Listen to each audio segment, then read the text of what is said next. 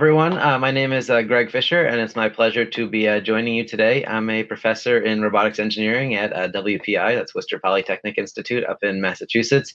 And I'm going to talk to you about how we're using MRI-guided interventions coupled with robotic assistance so that we can actually perform precision interventions with closed-loop feedback.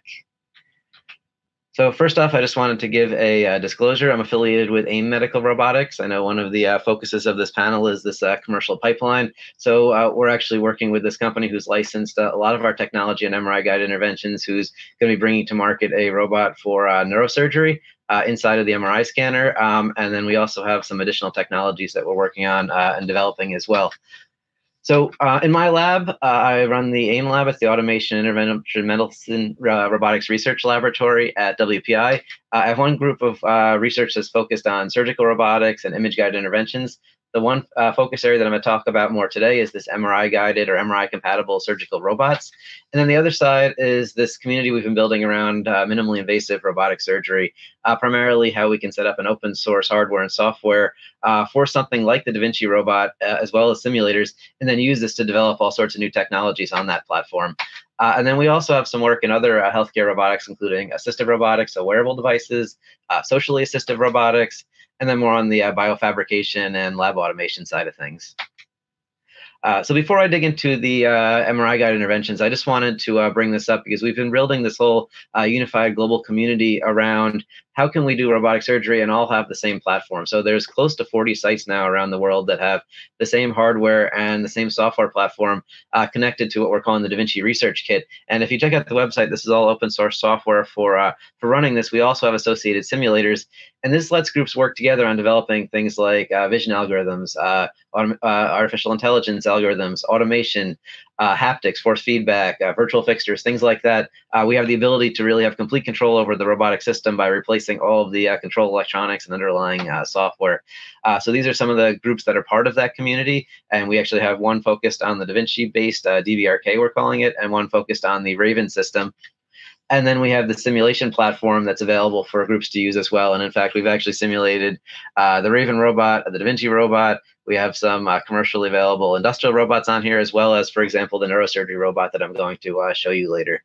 So this is a platform that's out there. It's really to encourage collaboration among the research community and really accelerate getting things to market and minimize this whole reinventing of the wheel aspect. Now, the primary meat of the presentation today that I want to talk about is MRI-guided interventions, right? How can we take a robot, put it inside an MRI scanner, get the precision of robots while we can get the advantages of updated MR imaging during the procedure? So our goal is how can we leverage this high-quality intraoperative MR imaging, and how can we couple this with robotic assistance? For starters, we're going to talk about this precision diagnosis and therapy for cancer, but actually these approaches have other applications that I'll get into as well as we go along. So how do we make this happen? Well, one of the key things for making this happen is that we need to develop our own custom sensors, actuators, control systems, use interesting materials, the design requirements, the whole system integration of these components together, right? So there's some really interesting aspects that go into actually making this possible to have a robot that can operate effectively and reliably inside the MRI scanner without affecting image quality. So what are our focus areas? Well, first, we're focused on biopsy for prostates primarily. So this is a collaborative effort with Harvard Medical School, the Brigham and Women's Hospital, and Johns Hopkins.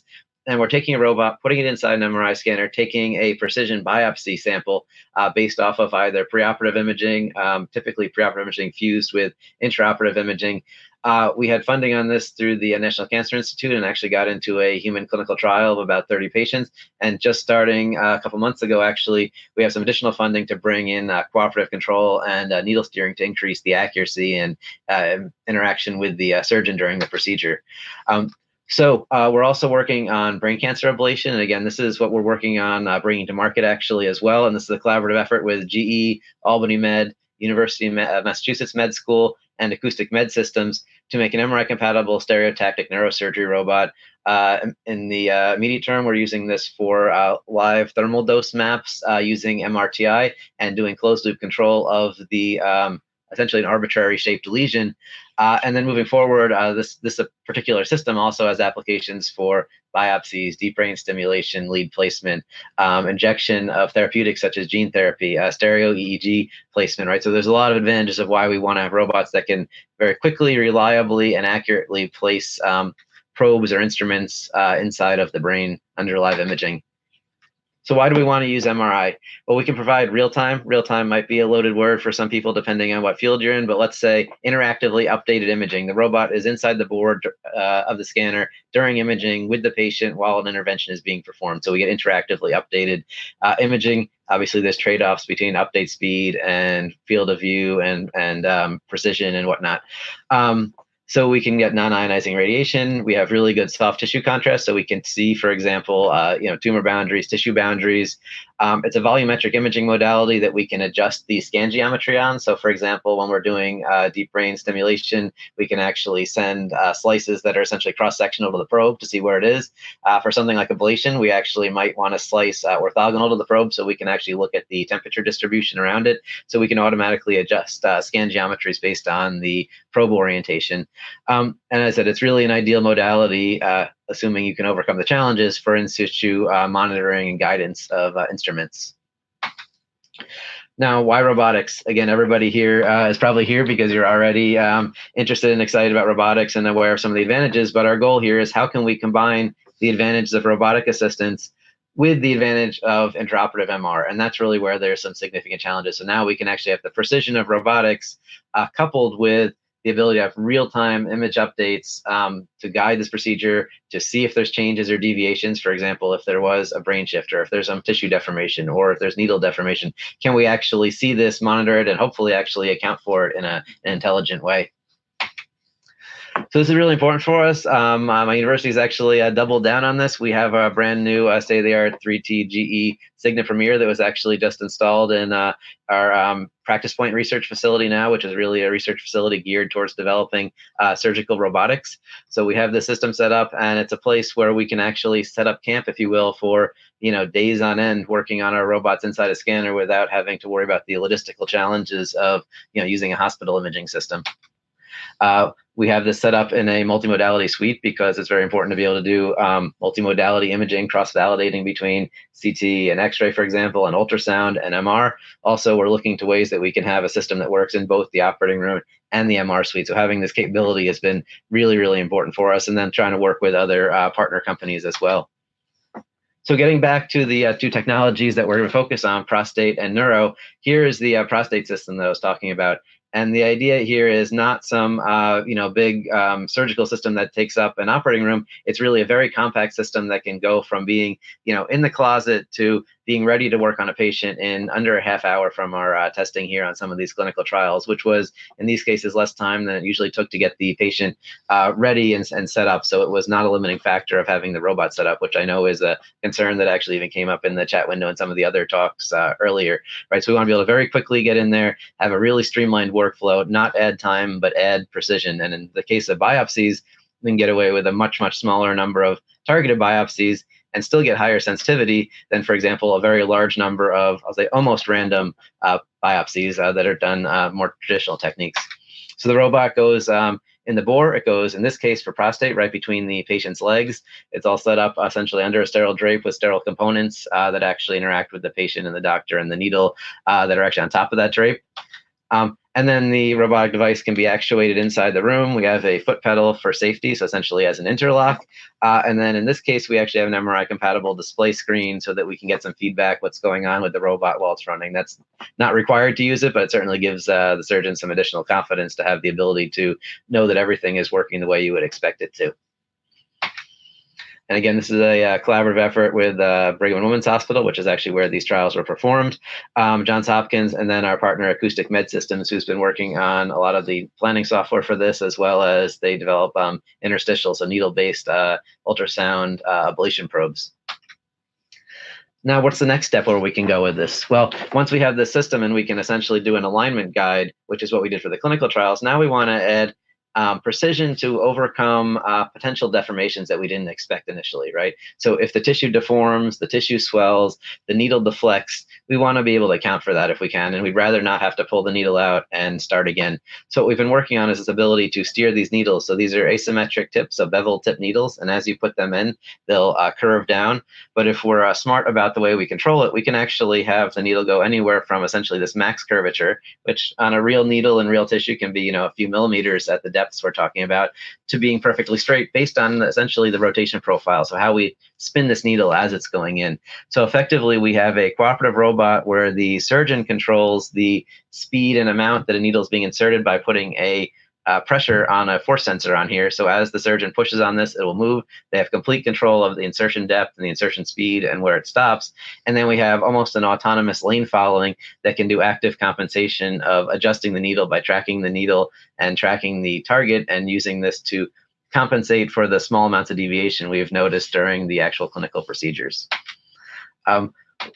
Now, there's not time to get into too much detail about this, but essentially the approach that we're using is we spin the needle, right? So again, this is a beveled tip needle. We can spin the needle, and you can imagine areas where it slows down is areas that it's going to curve more, and areas where it's fast are directions it's not going to turn more. So essentially, by slowing down in the areas that we want it to turn, we can control the direction and actually the amount that we're steering.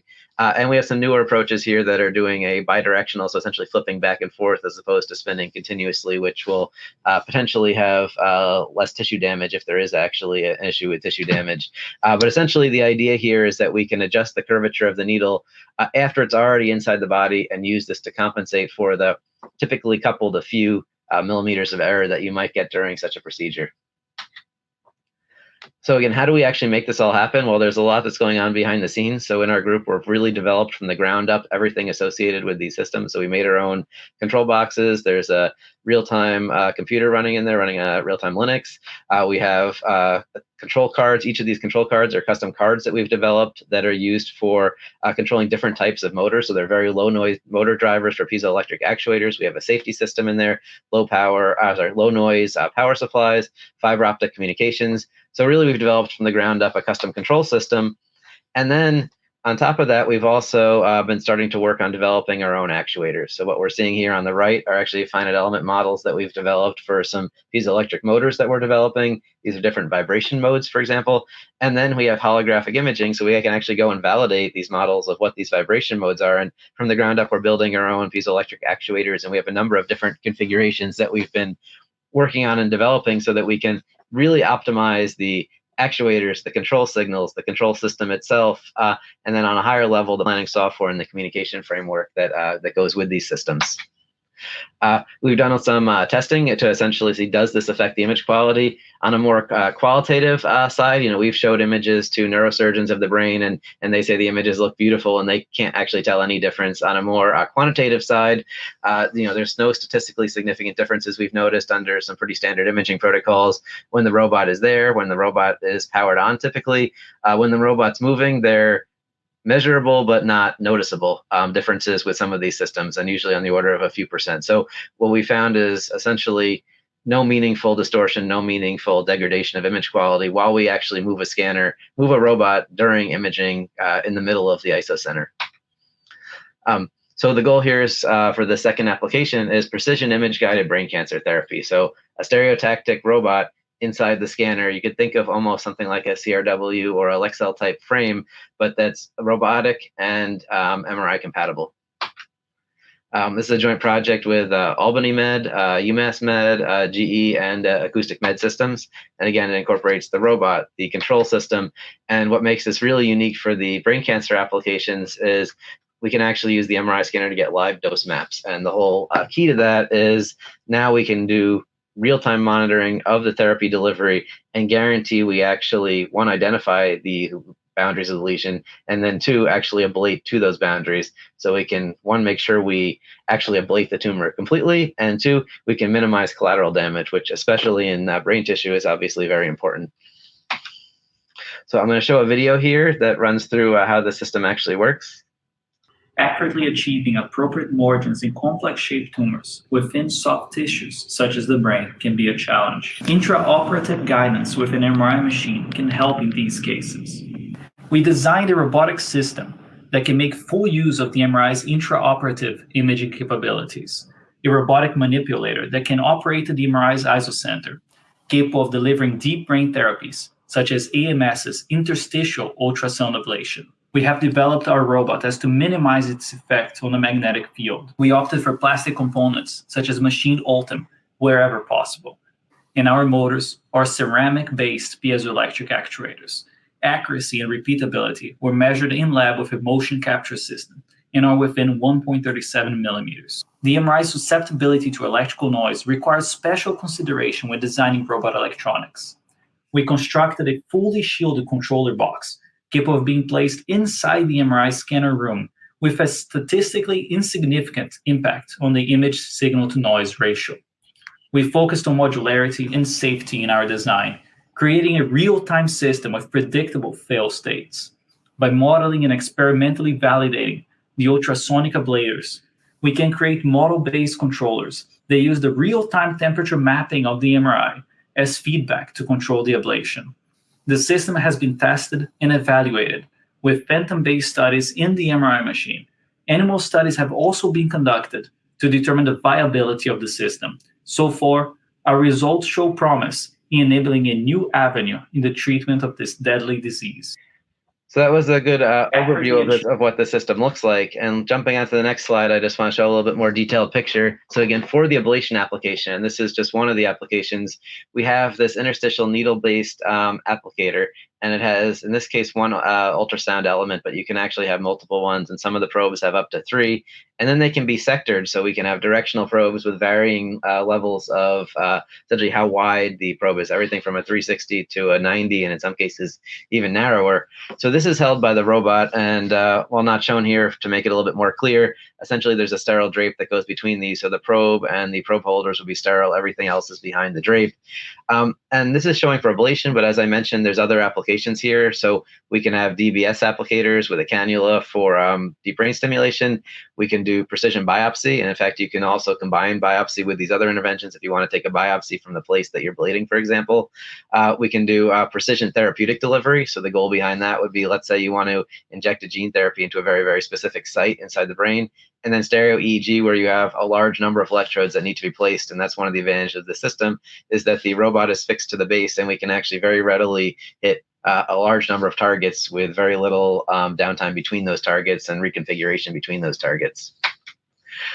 There's also some other really interesting things that we can do inside the MRI scanner. So this is an example where we took that applicator, this is the ultrasound applicator, and then there's little micro tracking coils on the sides. And when we put this in the MRI scanner, we essentially get imaging at those 2 points, and we can use this to identify the position and the direction of the axis of the probe inside of the tissue. So this is essentially a safety, if you will, that even if there's deformation or deflection, we can know exactly where the instrument is. Now, obviously, we would hope that it goes exactly where you want it to, but this actually gives us that additional level of security of knowing exactly where it is. And we can also use this to plan, for example, the scan geometry for the thermal imaging or whatever other interventional imaging that we want to do.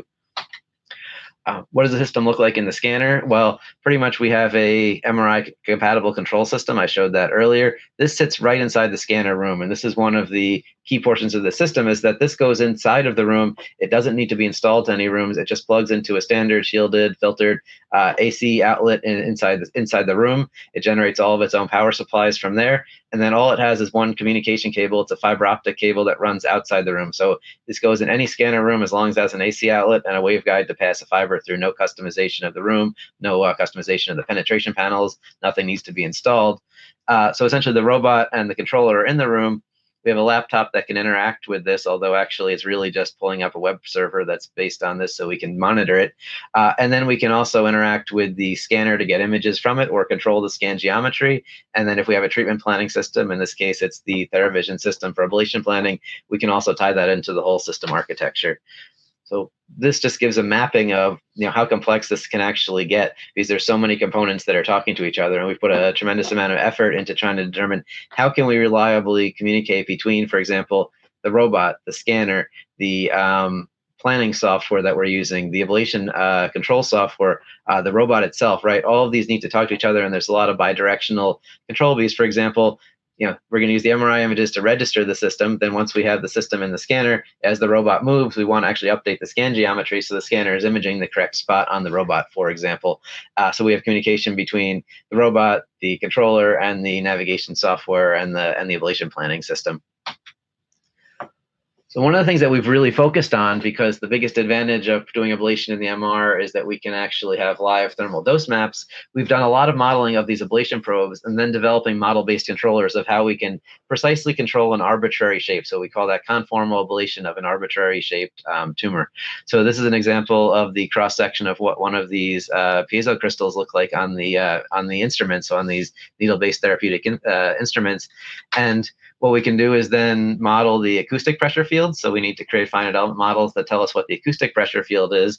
And once we know the acoustic pressure field, then we can figure out what the temperature field looks like. So this is an example of taking that acoustic pressure field, using it to generate what the thermal propagation models are through tissue or through the phantoms or whatever it happens to be that we're doing our experiment on that day. Now, one of the things that we can do with these probes that's really interesting is they don't need to be a fixed probe. I mentioned before we can have different sector sizes. So this is an example of a 60-degree probe, a 90-degree probe, a 180 probe. We also have 360s. And then you can even get narrower by doing completely different geometries, so such as the planar.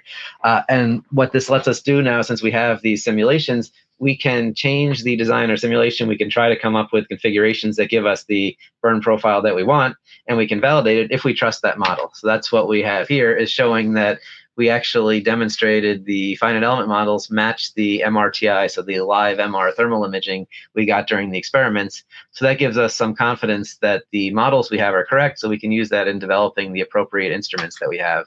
And more specifically here, this is a cross-section through one of those instruments, and you can see that the thermal imaging matches the simulation very, very well. So we can use this to develop an instrument, and also this means we can start using this in model-based controllers. So this is an example here of as we take this probe and we rotate it. Now, because that's one of the big advantages of having the robot, we don't need to just take this probe and put it in a fixed spot inside of the brain. It's being held by the robot. So we can insert it and retract it, we can rotate it, and we can control the power setting to the ablator element. So between all of those, we have very good control of what the shape of this looks like. So now what we did is we take this, we put this in the scanner, and this is the experimental setup. We've also done work in live pigs for thermal ablation, but for a lot of these more controlled studies, we've been putting together a phantom that's actually based on pig tissue, so we can get similar tissue properties, but it's a much more controlled experiment. And then this is an example of comparing the temperature map we got using this in simulation to what we have using the MR thermal imaging, so live temperature maps from the MRI. So now this shows that we can create a simulation of it moving and it actually matches. The next step to this is how can we actually control this and do something interesting with it. Right. So our primary goal, and actually the focus of the NIH funding that we have as well, is this idea of conformal ablation. So we want to have an arbitrary shape that we can actually burn. Obviously, arbitrary is a bit of a loaded word there. There are certain very, very sharp shapes, for example, that might be difficult to reach, but we can have essentially arbitrary shaped lesions. They don't need to be round lesions. They don't need to be a 90-degree sector. We can actually control the shape of the lesion that we're burning and do our best to ablate as much of that tumor as possible. In fact, you want to ablate 100% of that tumor and minimize the collateral damage that's around it. So what I'm showing here is actually a reinforcement learning-based approach that we developed to try to determine what the burn profile needs to be. So how do we control the probe during an ablation? And what we want to see is everything we want to turn turquoise. Turquoise means it reached the appropriate thermal threshold, right? The thermal dose delivery. So what you want is this entire image to turn turquoise. And what you're going to see as this goes along, we're actually filling it in. And even though that shape was not, perfectly round, it was not matched to the particular shape of this. In fact, that came out of a data set for a real tumor shape. And we've done this for a whole host of tumor shapes from that atlas. You can see it filling in. And then one of the things that's really interesting to note is that the probe is going to shut off here, but the blue spots are actually still turning turquoise. That's because after you turn off the probe, there's still heat inside there. So this is why it's so important to have these models, because we actually need to have essentially a model-based controller with a look ahead so we can actually burn these the way that we want them to. So you can see what happens even if that probe turns off. We burned, and what we have here is we got pretty much 100% ablation of what we wanted to, and about a 1 pixel or so margin in about half of it. So that's about the best we could hope for. Now you may ask, well, what happens if it's not what you modeled, right? If there's a blood vessel there, if the tissue is not the properties you want, right? So that's why we're tying in MRTI, so MR thermal imaging based feedback, for closed loop control on top of that. So then we can have a model based controller with thermal feedback to actually compensate for any errors that we have in the model or changes that happen during the procedure. So this is an example. The video looks similar, but actually this is using live MRTI to actually ensure that we burn the lesion that we want to burn. And again, as you see it, we can see this is the temperature map, so the live temperature map. And on the left side, it's the thermal dose. So again, it turns turquoise when it's reached the appropriate thermal dose, the 743 threshold that we're shooting for. And you can see that we can control this. And even though it's an arbitrary shaped tumor, we can burn this tissue and we can minimize collateral damage and ensure we have complete or as close to complete ablation as possible of the region. And the thresholds obviously can be adjusted and whatnot as well. So this was a phantom study. But we've also been working on developing, doing this in pig studies. We've had 9 survival studies so far in animals. We've demonstrated that we're able to use the robot to place this probe and create a burned lesion and use the MRI to generate essentially live thermal dose maps. And then from those thermal dose maps, we can actually get a thermal dose boundary, essentially where the threshold is. And we're doing research now of essentially comparing that to histology so we can understand what is the actual thermal dose threshold that corresponds to necrosis after a survival period of the animal. And then that's going to feed into how we actually set those boundaries in, for example, those previous videos. So just to wrap up, all the work that we're doing here is in a new center that we've developed at WPI. It's called Practice Point, and really it's a playground or sandbox, if you will, for developing medical robotics. And it's to support both the faculty and academic research and students, of course, as well as industry. So we have industry partners working here, everybody from small companies to large companies, and we can work in these point of practice care suites. So I showed the MRI system.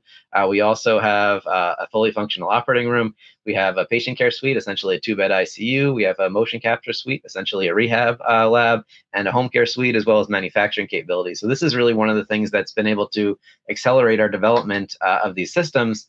And I just wanted to wrap up and say thank you, and I'm happy to answer any questions that may come up.